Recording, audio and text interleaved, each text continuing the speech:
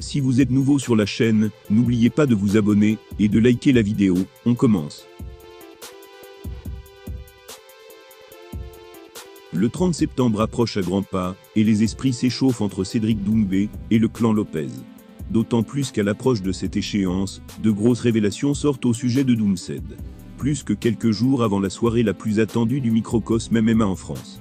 Doumbé va entrer en collision avec Jordan Zebo, élève de la MMA Factory. Une affiche qui ne fait pas rêver de prime abord, mais dont la hype est montée en flèche. Et ce depuis que le franco-camerounais a multiplié les mèmes et les vidéos sur son futur opposant. Il avait par exemple envoyé un matelas à celui-ci, en déclarant qu'il en aurait besoin après avoir pris un violent KO. Ce n'est qu'une vidéo parmi tant d'autres, et elles sont tout aussi hilarantes.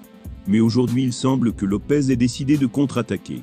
Pour vous résumer l'histoire, Cédric avait déclaré qu'avant ce combat, on lui avait proposé un adversaire pas très élogieux à son goût.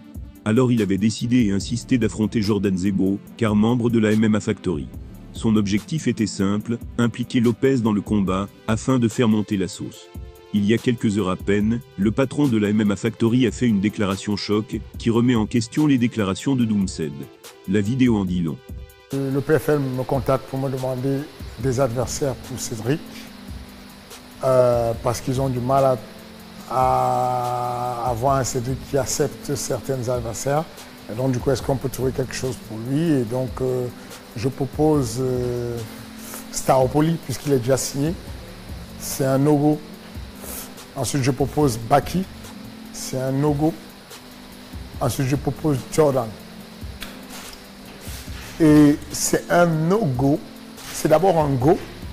Ensuite, on a un no-go de la part de l'équipe qui dit que ce n'est pas possible. Ensuite, finalement, on revient vers nous en disant, bon, on a poussé et finalement, c'est un go. Donc, ça n'a rien à voir avec ce qu'on raconte. Mais on sait que c'est comme ça, il faut... Voilà. Ses propos sont clairs, Cédric Doumbé aurait refusé de combattre Baki, au profit de Zebo, qui est clairement moins fort. Voilà qui va mettre de l'huile sur le feu, et rendre le combat plus attendu que jamais. C'est fait, Fernand vient d'entrer dans la danse, et il l'a fait avec une déclaration cash.